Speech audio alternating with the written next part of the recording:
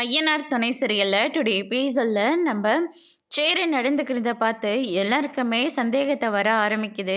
ஏன்னா சேரன் வந்து டல்லாக இருப்பாருன்னு எல்லாரும் எதிர்பார்த்தாங்க. ஆனால் நம்ம சேரன் வந்து பயங்கரமாக சிரித்து சந்தோஷமாக தான் இருக்காரு. அவர் நடவடிக்கைலாம் பார்த்த உடனே எல்லாருக்கும் ரொம்பவே பேரதிர்ச்சியாக தான் இருக்குது.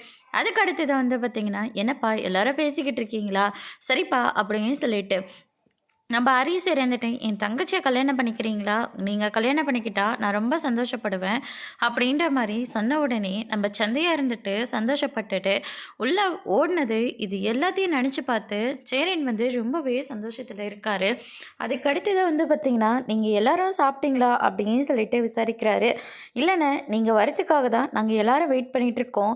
"என்னப்பா நீங்க எனக்காகவா வெயிட் பண்ணிட்டு இருந்தீங்க? நீங்க சாப்பிட்ருப்பீங்கன்னு நான் நெனச்சிட்டு இருந்தேன்ல. சரி முதல்ல எல்லாரும் சாப்பிட்லாம். சாப்பாடு எடுத்து வைம்மா. நான் ட்ரெஸ்ஸை எடுத்துட்டு மாற்றிட்டு வந்துடுறேன்." அப்படின்னு சொல்லிட்டு சேரன் இருந்துட்டு ட்ரெஸ்ஸை மாற்றிக்கிட்டு வரேங்க. "சாப்பிடுங்க சாப்பிடுங்க எல்லாரும் சாப்பிடுங்க." அப்படின்ற மாதிரி சொல்லிக்கிட்டு இருக்காங்க. அதுக்கு அடுத்ததான் வந்து பார்த்திங்கன்னா, நம்ம சேரன் இருந்துட்டு நம்ம சந்தியாவை பற்றியே நினச்சிக்கிட்டு இருக்காங்க. அவ்வளோ சந்தோஷமாக இருக்கார் அவர். அதுக்கு அடுத்ததாக வந்து பார்த்திங்கன்னா, "அண்ணன் நீ நல்லதுன்னு இருக்க." அப்படின்னு சொல்லிட்டு கேட்கவும், "ஏன்டா இதுவே கேட்டுக்கிட்டு இருக்க, நான் ரொம்ப நல்லா இருக்கேன்டா." அப்படின்ற மாதிரி சொல்லிடுறாங்க.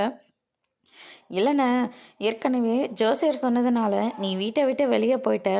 இப்போ நடக்கக்கூடாதெல்லாம் நடந்துருச்சு. அதனால தானே நாங்கள் கேட்குறோம். நீ நல்லா இருக்கல்ல." அப்படின்னு சொல்லிட்டு கேட்கவும், "நீங்கள் யாரும் எதுக்காகவும் பயப்பட தேவையில்ல. நான் ரொம்பவே நல்லா இருக்கேன். ஒன்று நம்ம விட்டு போயிடுச்சுன்னா இன்னொன்று நல்லபடியாக நம்மக்கிட்ட வந்து சேரும்னு அர்த்தம். அதனால் இது நடக்கலைன்னு நான் நினச்சிக்கிறேன். அதுக்காக நான்லாம் வருத்தம்லாம் படமாட்டேன்." அப்படின்ற மாதிரி சேரன் வந்து சொல்லிடுறாரு. அதுக்கு அடுத்ததாக வந்து பார்த்திங்கன்னா, ரொம்பவே சந்தோஷமாக இருக்காங்க சேரன். நிலா இருந்துட்டு, "என்ன இது? ஏதோ ஒன்று தப்பாக இருக்கே, அண்ணன் இப்படி இருக்காதே, ஏதோ ஒன்று நடந்திருக்கு, என்னவா இருக்குன்னு" சொல்லி யோசிக்க ஆரம்பிக்கிறாங்க.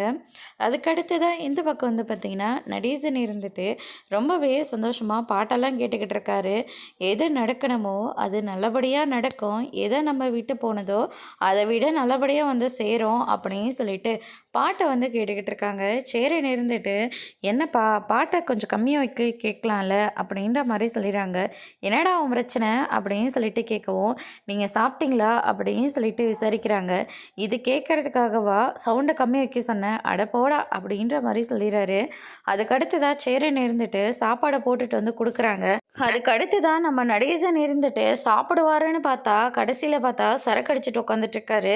"என்னப்பா நீங்கள், உங்களுக்கு நான் சாப்பாடு தானே போட்டுட்டு வந்து கொடுத்தேன், சாப்பிடாம இப்படி தண்ணி அடிக்கிறீங்க." அப்படின்னு சொல்லிட்டு கேட்கவும், "இது என்ன சாப்பாடாடா, இது தாண்டா சைடிஸே." அப்படின்னு சொல்லிட்டு குடிச்சிட்ருக்காரு. அதுக்கு அடுத்ததாக சேரனை பார்க்குறாங்க. சேரன் இருந்துட்டு ஒரு இடத்துல உட்காந்து நம்ம சந்தையாவை பற்றி நினச்சிக்கிட்டு சந்தோஷமாக இருக்காரு. என்ன இது, இவன் இவ்வளோ சந்தோஷமாக இருக்கான், அவன் பாட்டுக்கு தன்னந்தானமில உட்காந்து சிரிச்சுக்கிட்டு இருக்கான்.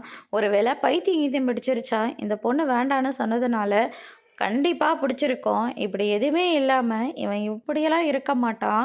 அப்படின்னு சொல்லிட்டு நம்ம நடேசன் ஒரு பக்கம் நினச்சிக்கிட்டு இருக்காங்க. அதுக்கு அடுத்ததா, "டேய் கொஞ்சம் சரக்கு அடிக்கிறியாடா, அடித்தா இருக்கிற கஷ்டம் எல்லாமே மறந்து போயிடும்டா." அப்படின்ற மாதிரி சொல்லிடுறாங்க. "என்னப்பா கஷ்டம்? எனக்கு அப்படி எந்த கஷ்டமும் இல்லை. எது நம்மளை விட்டு போச்சோ அதை நல்லபடியாக அடுத்தது நல்லபடியாக வந்து செய்கிறேன்னு அர்த்தம். அதுக்காக நான் எதுக்கு தண்ணி அடிக்கணும்? எனக்கு தண்ணி அடிக்கிற பழக்கமும் கிடையாது. தேவையில்லாமல் பழக்கத்தை பழகி விடாதீங்க.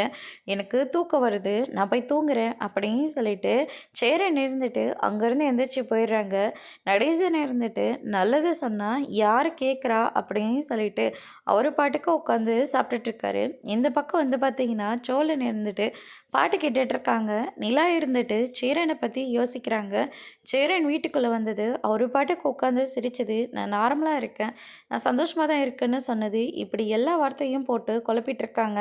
"பேசாமல் சோழன்கிட்ட பேசி பார்க்கலாமா?" அப்படின்னு சொல்லிட்டு சோழனை வந்து ரூம்குள்ளே வர சொல்கிறாங்க. சோழன் இருந்துட்டு, "என்னைக்காவது ஒரு நாள் மாறும்னு நான் நினச்சேன், அது இன்றைக்குன்னு நான் எதிர்பார்க்கல, இதை வரேங்க." அப்படின்னு சொல்லிட்டு தலையெல்லாம் சீவிட்டு சென்ட்டெல்லாம் அடிச்சுக்கிட்டு பவுடர் அடிச்சுக்கிட்டு பயங்கர கெட்டப்போட உள்ளே போகிறாரு. "கதவை லாக் பண்ணுங்க, யாராவது பார்த்துட்டு போகிறாங்க." அப்படின்ற மாதிரி சொல்லிடுறாங்க.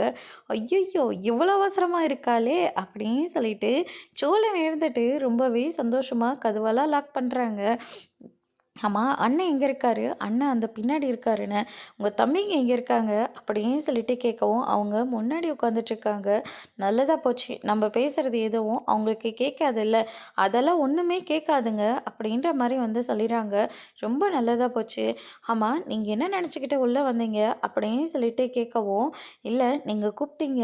இத்தன நாளு இந்த ரூம் பக்கமே வரவிடாம இருந்தீங்க. என்ன பார்த்தாவே கோவப்படுவீங்க. அதுக்கப்புறம் அன்னைக்கு ரூமுக்கு வந்தபோது கூட பயங்கரமா பிரச்சனை ஆயிடுச்சு. அதனால நான் பயந்துக்கிட்டே தாங்க உள்ள ரொம்ப எக்ஸைட்மெண்ட்டா தான் உள்ள வந்தேன். அப்படின்ற மாரி சோழன் வந்து சொல்லிறாங்க. அன்னைக்கு அண்ணனுக்கு ஜோசியக்காரர் இருந்துட்டு சொன்ன உடனே லெட்டர எழுதி வச்சுட்டு வீட்ட விட்டு வெளிய போயிடுச்சு. இன்னைக்கு அவரு பெரிய ஒரு அவமானத்த சந்திச்சுட்டு வந்திருக்காரு. கண்டிப்பா வீட்ட விட்டு வெளிய போகவும் வாய்ப்பு இருக்கு. அன்னைக்கு கோட்ட விட்ட மாதிரி, இன்னைக்கு யாருமே நீங்க கோட்ட விடவே கூடாது. இன்னைக்கு நைட்டு ஃபுல்லா தூங்காம அண்ணன நீங்க தான் பார்த்துக்கணும் அப்படின்ற மாரி வந்து சொல்லிறாங்க. இத சொல்றதுக்காக தான் நீங்க என்ன உள்ள கூப்பிட்டீங்களா? அப்படின்னு சொல்லிட்டு கேட்கவும், ஆமாங்க. இத சொல்றதுக்காக தான் நான் உங்கள உள்ள கூப்பிட்டேன் அப்படின்னு சொல்லிட்டு நிலா வந்து சொல்லிறாங்க. அதுக்கு அடுத்ததா வந்து பார்த்தீங்கன்னா, சோழன் இருந்துட்டு உங்க தம்பிங்கலாம் எங்க இருக்காங்கன்னு சொல்றது கேட்டீங்களே, அது எதுக்காக? நம்ம பேசுறது எதையும் அவங்க கேட்கக்கூடாதுல்ல. அதனால தாங்க அப்படின்ற மாரி சொல்லிறாங்க.